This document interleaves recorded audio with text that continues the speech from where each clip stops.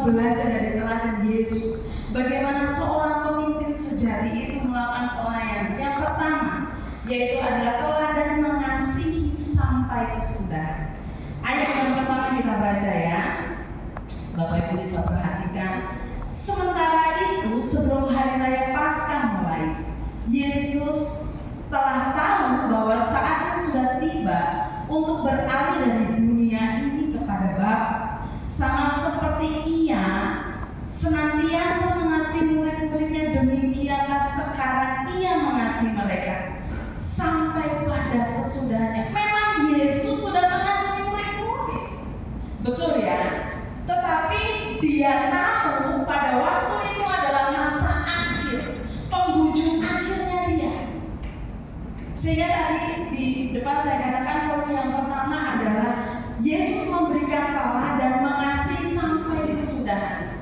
Dia tahu bahwa saatnya sudah tiba, Dia akan mati di atas kayu salib, dan Dia tahu bahwa ada dua murid-muridnya akan mengkhianati Dia. Dia tahu.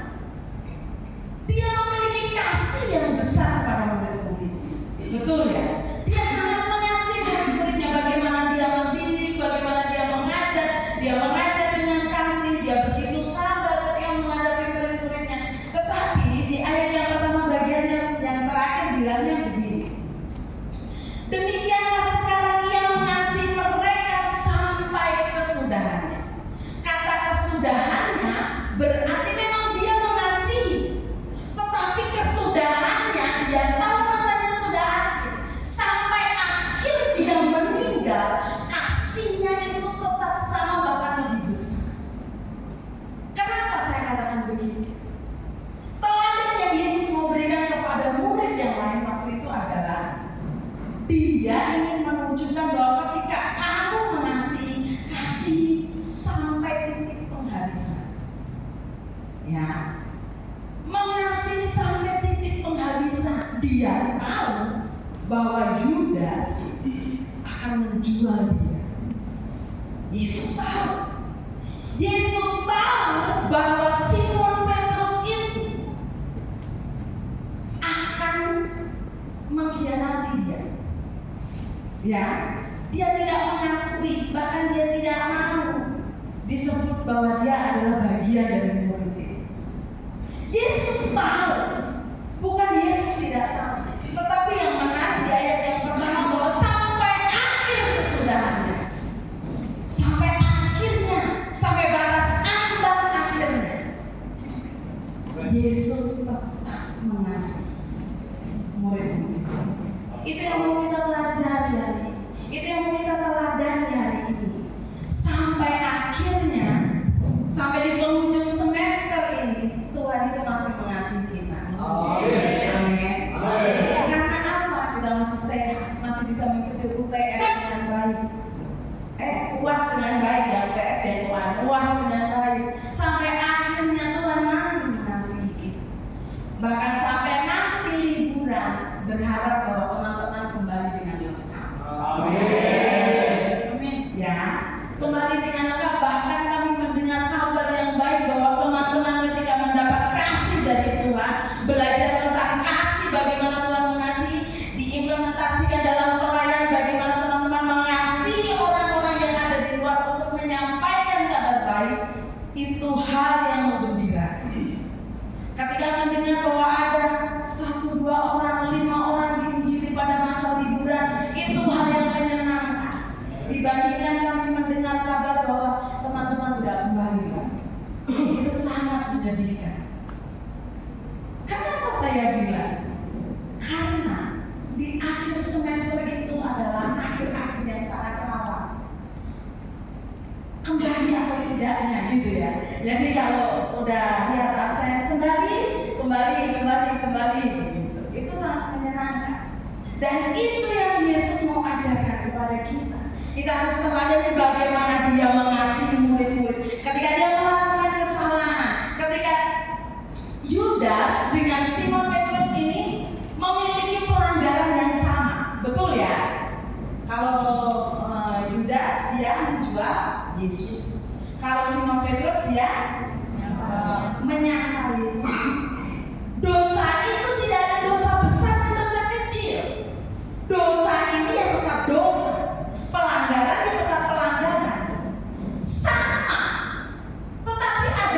membedakan dari kedua hal ini. Tuhan tidak pernah menghakimi aku lebih mengasihi Simon Petrus karena dia hanya menyangka. Tidak pernah ada Alkitab mengatakan begitu. Aku lebih mengasihi Simon Petrus karena dia tidak menjual saya. Tidak pernah ada tertulis begitu. Semuanya sama dan Tuhan sama-sama mengasihi mereka berdua. Tetapi yang membedakan adalah setiap orang diberikan free will, kehendak bebas untuk memilih jalan. Demikian juga dengan Simon dan juga dengan Judas. Ketika diberikan kehendak itu, apa yang dilakukan Judas? Judas lebih memilih untuk mengakhiri hidupnya. Tetapi Simon Petrus dengan berjuang, dia dengan sekuat tenaga memperbaiki dengan apa yang dikerjakannya, diberikan kesempatan dan dia melakukan dengan baik. Akhirnya dia menjadi murid yang Tuhan pakai. Jadi pada intinya bukan masalah besarnya dosa atau kecilnya dosa, bukan. Tetapi Tuhan selalu mengasihi setiap pribadi. Perhatikan, Tuhan selalu mengasihi setiap pribadi. Tuhan tidak pernah membedakan masa lalu. Tapi masa lalu saya tidak baik. Tuhan tidak pernah lihat itu. Tuhan tidak pernah menghakimi setiap murid yang ikut kepada dia. Dulu kamu mau begini, dulu kamu mau begitu, tidak. Tetapi ketika dia sudah mengasihi kita, ingat, Tuhan tidak pernah mengungkit setiap pelanggaran. Yang mengungkit, mengintimidasi itu adalah si jahat. Kalau dosa itu diungkit, itu datangnya dari si jahat. Karena Tuhan tidak pernah mengungkit dosa dan pelanggaran. Ketika kita sudah bertobat, mengaku salah, Tuhan itu mengasihi sampai kesudahannya. Sampai dia mati di atas kayu salib, dia mengasihi saya dan juga kamu. Amin. Ketika kita sudah menerima kasih teladan dari Yesus yang begitu besar dalam kehidupan kita, apa yang akan kita lakukan? Apa yang teman-teman akan lakukan? Apakah hanya menerima kasih itu untuk diri sendiri? Ataukah kita mau berbagi kasih itu kepada orang lain? Karena dalam ayat ini sampai seperti ia senantiasa mengasihi murid-muridnya, demikian sekarang ia mengasihi mereka sampai pada kesudahannya. Sampai akhirnya Tuhan mau kita sama seperti dia. Sampai akhirnya, sampai Tuhan memanggil, mengasihi tidak berkesudahan. Amin. Terapkan kasih itu di asrama. Terapkan teladan kasih Yesus itu di pelayanan. Terapkan teladan kasih itu di dalam keluarga kita. Maka sukacita bersama dengan Tuhan akan terasa lebih. Amin. Kalau kita tidak peduli dengan orang lain, tanda kita tidak mengasihi. Karena kita lihat orang lain merasa kesulitan, merasa kesusahan, ini lain loh ya. Lain dengan UAS yang kita lakukan, ini lain. Kalau UAS yang kita lakukan di kelas, itu untuk menguji kemampuan kita. Oke? Tetapi kita tidak boleh menolong teman di UAS. Itu yang membedakan. Tetapi ketika di luar sana, ketika kita sudah tidak diuji untuk itu, kita harus mengasihi. Jadi jangan sampai bilang, kan ibu yang khotbah, ibu bilang kami harus saling mengasihi, harus saling membantu. Jadi ya kami kan saling berbagi, begitu ya. Bukan itu maksudnya. Tetapi yang Tuhan mau, implementasikanlah kasih Tuhan itu, apa yang sudah Dia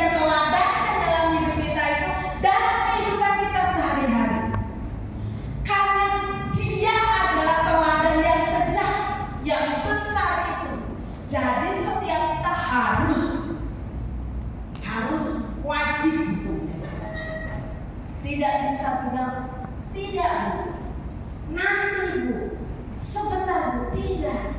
Tuhan bilang harus, wajib, dan harus dilakukan dalam hidup kita. Sampai kesudahannya, sampai Tuhan memanggil kita, lakukan, terapkan kasih itu dalam hidup kita. Amin.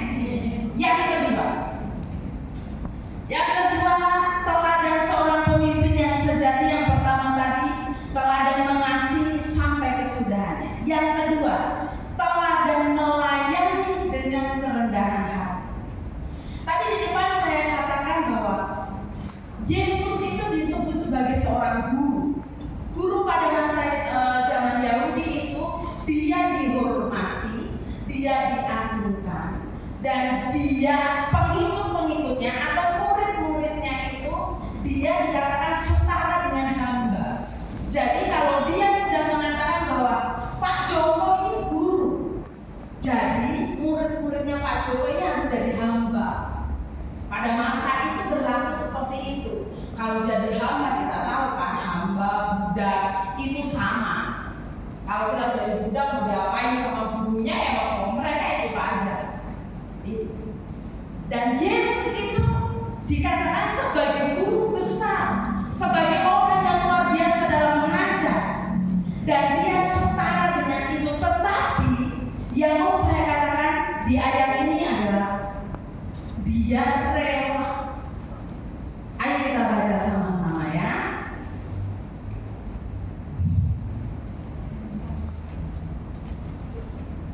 Ayat yang keempat dan ayat yang kelima. Lalu bangunlah Yesus dan menanggalkan jubahnya. Ia mengambil sehelai kain lenan dan mengikatkannya pada pinggangnya. Ayat yang kelima. Kemudian ia menuangkan air ke dalam sebuah basi dan mulai membasuh kaki murid-muridnya, lalu menyekatnya dengan kain yang terikat pada pinggangnya. Dia rela melepas jubahnya, dia rela melepas kebesarannya. Dan apa yang dia lakukan? Pada masa itu, pembasuhan kaki adalah hal biasa, tetapi tidak dilakukan semua orang. Kenapa? Tidak sembarangan orang membasuh kaki, karena membasuh kaki itu hal yang menjijikkan, hal yang kotor, hal yang tidak semua orang-orang besar itu harus melakukan itu. Yang hanya melakukan itu hanyalah hamba atau budak. Teman-teman bisa paham sampai sini ya? Jadi Yesus itu setara guru besar, guru yang dihormati, guru yang disanjung, tetapi dia mau melepaskan jubahnya, mengikatkan kain di pinggangnya, dan dia menuangkan air di baskom untuk membasuh kaki budak-budak itu. Karena tadi saya katakan bahwa kalau murid itu setara dengan budak atau hamba. Tidak ada di zaman itu seorang hamba itu dibasuh kakinya, tidak ada. Apalagi yang membasuh kaki itu guru besar, orang yang dihormati. Ya. Jadi dari hal ini Yesus mau memberikan teladan melayani dengan kerendahan hati. Dia mau menunjukkan bahwa dia bukan hanya sekedar berkhotbah, ayo terima, ayo kamu harus hidup benar, ayo kamu harus meninggalkan dosa, kamu harus begini, tidak seperti itu saja. Tetapi dia langsung turun, dia buka jubahnya, dia membasuh kaki murid-murid. Itu adalah teladan sejati. Amin. Dan itu harus kita lakukan. Kenapa kita lakukan? Karena saya percaya teman-teman di tempat ini tidak akan tahu apa yang akan terjadi 10 tahun ke depan. Mungkin akan menjadi gembala besar, mungkin akan menjadi guru besar, mungkin akan ada yang jadi dosen, mungkin ada, kita tidak ada yang tahu. Tetapi perlu kita ingat sama-sama, kita harus memiliki teladan Yesus itu dalam kehidupan. Teladan yang mau melayani dengan kerendahan hati. Kerendahan hati itu sangat dibutuhkan dalam upaya kalau kita melayani tidak memiliki kerendahan hati, kita menjadi seperti bos besar. Teman-teman tahu bos besar? Bos besar itu yang jarinya yang begini. Tolong dong, itu pindah ke sini. Tolong itu kamu masak ke dapur ya. Tolong itu diiris-iris. Tolong tolong pelap itu pelap. Tolong nanti kamu harus begini. Kamu tangannya begini. Ya, itu bos besar. Tetapi yang Tuhan ajarkan, dia lepaskan kebesarannya itu, dia membasuh kaki murid-muridnya, dia menunjukkan bahwa aku guru besar ini mau memberikan teladan pada akhir hayatku ini, pada masa kesudahanku ini loh, aku mau menunjukkan teladan itu. Saya berharap bahwa kita bukan menjadi bos di pelayanan, kita menjadi hamba yang lain. Beda menjadi hamba Tuhan dengan pendeta besar itu. Kalau pendeta besar mungkin untuk nyapu lantai itu berat, tapi kalau hamba Tuhan, karena kita ini adalah hambanya. Kalau kita hambanya Tuhan, berarti teladan Yesus tentang melayani dengan rendah hati ini ada dalam diri. Amin. Jadi saya berharap bahwa ini adalah modal dasar kita untuk kita berangkat melayani sama semesta. Melayani dengan hati, melayani dengan kerendahan hati, tidak pandang di mana kita melayani, tidak pandang kita melayani di pelosok-pelosok desa, tidak pandang kita melayani di pinggir-pinggir jalan. Itu yang Yesus lakukan, itu yang Yesus mau kita kerjakan. Bukan berarti kita tidak boleh melayani di gereja besar. Tidak. Bukan berarti kita tidak boleh melayani seperti itu. Tidak. Tetapi kalau dalam hati kita diri kita sudah ada melayani dengan benar. Kita mau di gereja besar, di gereja kecil, ada pelayanan, tidak ada pelayanan, mentalitas kita tetap sehat. Amin. Miliki mental yang baik, sehingga ketika ada di pelayanan kita diremehkan sama orang lain, kita tidak mudah tersinggung. Ketika kita tidak dianggap, pekerjaan kita tidak dianggap, kita tidak mudah menyerah. Tetapi karena mentalitas kita bagus, roh kita bagus, teladan iman kita benar, bagaimana Yesus memberikan contoh teladan itu, kita harus melakukannya. Amin. Siang, walaupun bukan hari Jumat, bukan berangkat ke pelayanan, tapi saya berharap bahwa ini menjadi modal dasar kita untuk terus melayani di kampus, di pelayanan, di mana aja. Jangan bersungguh-sungguh, kerjakan dengan sukacita. Hanya 2 poin saja yang saya mau sampaikan. Tidak usah panjang lebar. Daripada teman-teman ngantuk, tidak tahu firman Tuhan, tetapi terapkan firman ini. Firman ini adalah teladan dari guru besar kita, Yesus yang sejati itu. Yang pertama adalah kita harus meneladani, mengasihi sampai kesudahannya, mengasihi sampai kita nanti dipanggil Tuhan. Kasih orang lain, beritakan Injil sampai Tuhan panggil kita. Yang kedua, teladan untuk melayani dengan kerendahan hati. Layani orang lain dengan hati yang utuh, dengan hati yang tulus, dengan hati yang benar. Kita akan akhiri firman Tuhan hari ini, minta kesediaan Pak Johan berdoa firman.